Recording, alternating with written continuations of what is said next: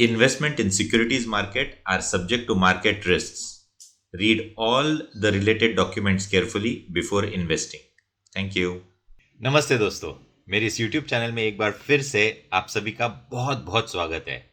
और आप तो आज बहुत खुश होंगे कि ये सुन के कि यूएस सुप्रीम कोर्ट ने ट्रम्प के टेरिफ्स पे इलीगल करार दिया है।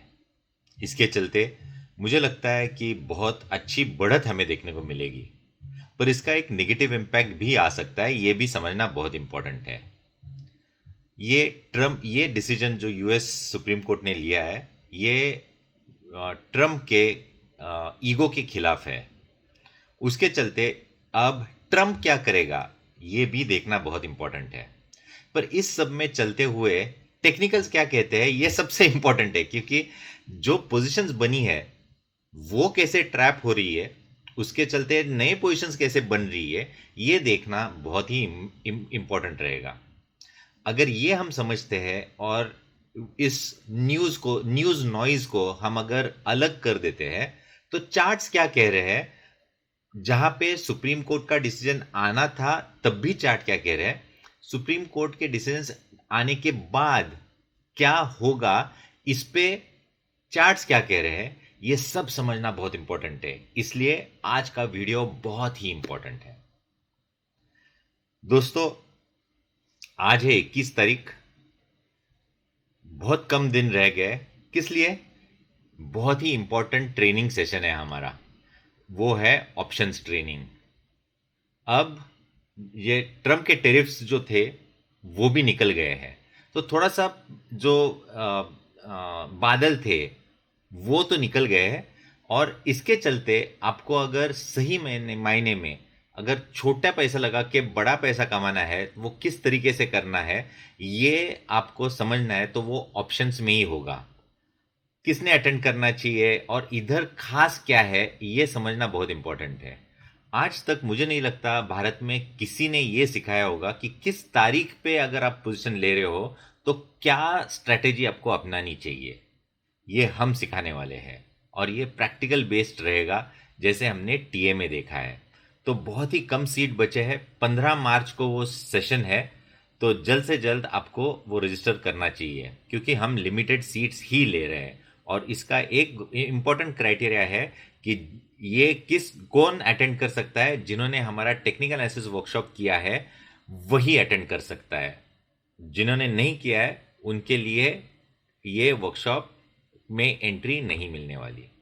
तो दोस्तों, सीधा चलते हैं हम निफ्टी की ओर। निफ्टी का चार्ट क्या कह रहा है ये देखना बहुत इंपॉर्टेंट है। देखिए दोस्तों, मैंने बहुत सारे ट्रेंड लाइंस है और इसके चलते थोड़ा सा कंफ्यूजन हो सकता है। दो तीन इंपॉर्टेंट चीज़ें हमें देखने को मिल रहा है। ये 2 नंबर की ट्रेंड लाइन जो दिख रही है, फॉलिंग ट्रेंड लाइन, इसके ऊपर गए, लगातार इसके ऊपर ट्रेड कर रहे थे। इसके नीचे सिर्फ 2 दिन की क्लोजिंग मिली, पर इमीडिएटली हम वापस एक बार इस ट्रेंड लाइन के ऊपर गए। इसका मतलब है लॉन्ग टर्म ट्रेंड जो फोर्थ करेक्टिव वेव है वो अभी भी जारी है, उसमें कोई वायोलेशन हुए नहीं है। दूसरी चीज, जो ये लंबी ट्रेंड लाइन दिख रहा है, इसके नीचे हम सिर्फ एक बार नीचे गए और इसके ऊपर ही रह रहे हैं, यानी ये जो अपमूव है वो कायम है, यानी सपोर्ट ले रहा है, रेजिस्टेंस को तोड़ के इस रेजिस्टेंस लाइन के ऊपर रह रहे हैं। जो रेजिस्टेंस के ऊपर रह रहे हैं, यानी पहले रेजिस्टेंस था, अभी ये सपोर्ट का काम कर रहा है।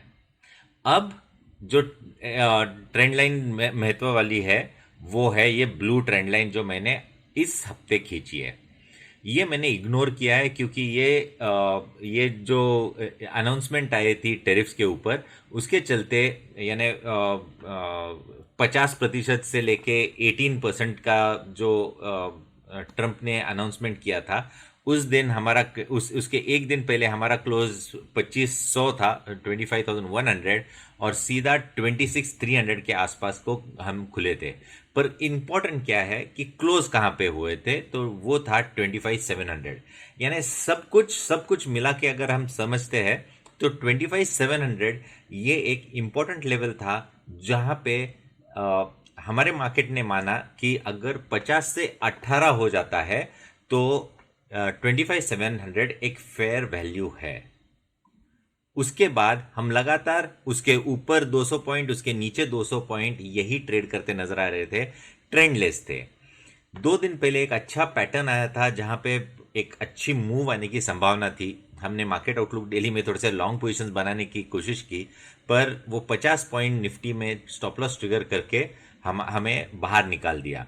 तो कोई प्रॉब्लम नहीं है, छोटे से स्टॉप लॉसेस थे, रिस्क टू रिवॉर्ड रेशो बेहतरीन था। पर अभी अभी क्या करना है ये समझना बहुत इंपॉर्टेंट है। तो जब 18% आया तो फेयर वैल्यू 25,700 है। तो अगर अभी जीरो होता है, जो कि 0 या 10%, बहुत बहुत चर्चा चल रही है, हर एक बंदा अपना जो एक्सपीरियंस है उसको लगा के अपना अपना व्यूज दे रहा है सोशल मीडिया पे। पर ये सब नॉइज को आपको सुनना नहीं चाहिए। सुनना चाहिए वो है चार्ट क्या कह रहे हैं। और मेरा मानना है कि ये जो नीली लाइन फॉलिंग ट्रेंड लाइन खींची है उसका वैल्यू लगभग 25,900 है। अगर हम इसके ऊपर ट्रेड करते हैं तो हमें बुलिश संकेत मिलेंगे। 25,900 टू 26,000 ये एक इम्पॉर्टेंट रेजिस्टेंस जोन रहेगा, क्योंकि 26,000 ये पिछला ये जो अपमूव आया था इसका टॉप है। तो इधर से थोड़ा सा सप्लाई देखने को मिला था।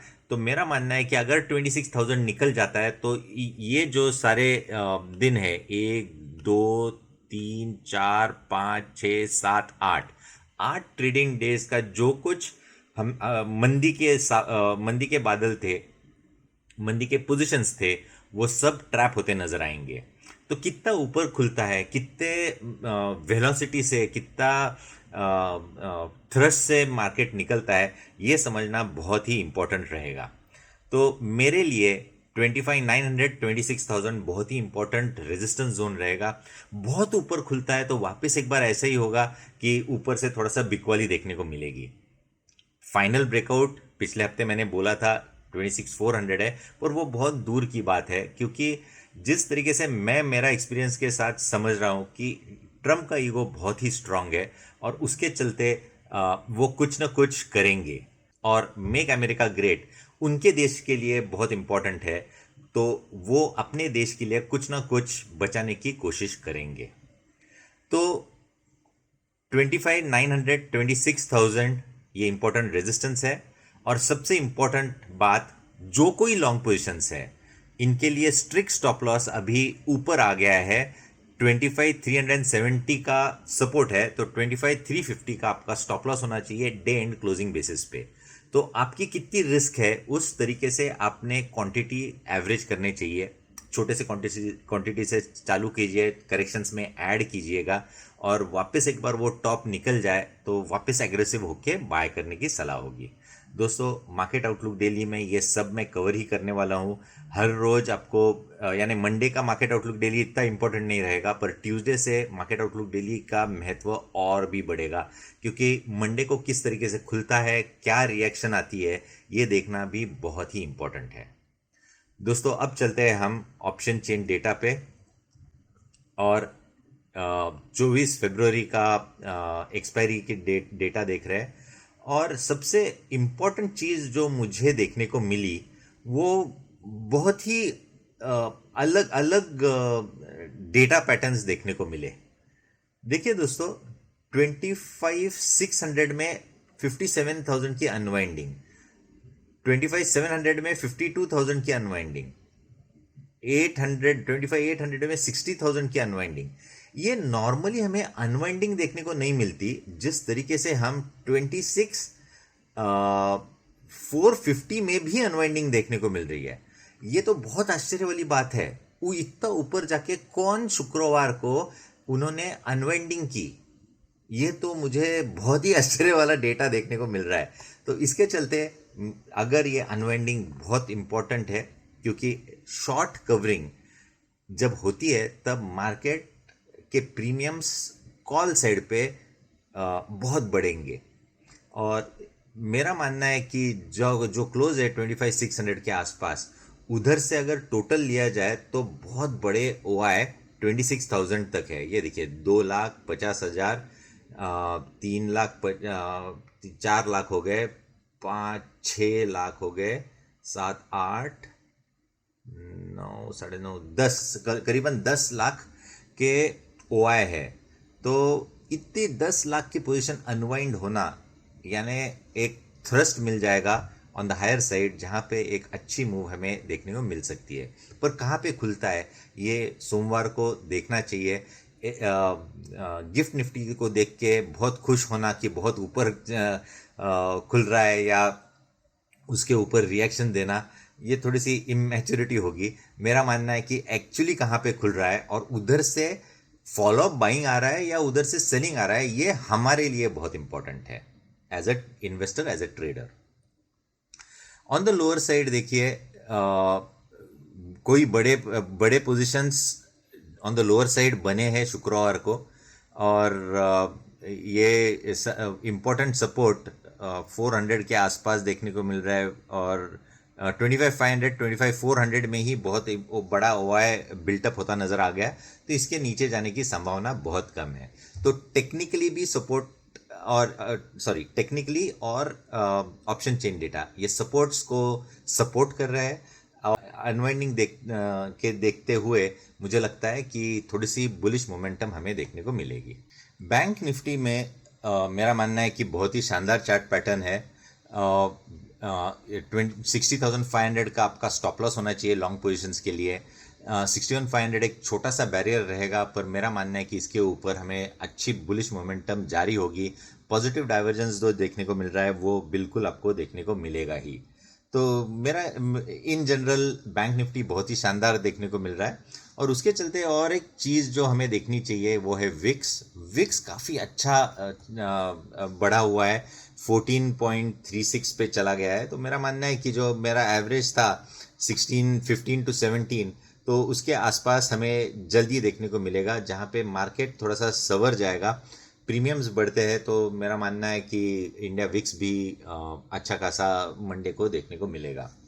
अब आते हैं सबसे इम्पोर्टेंट चीज़, पुट कॉल रेशो।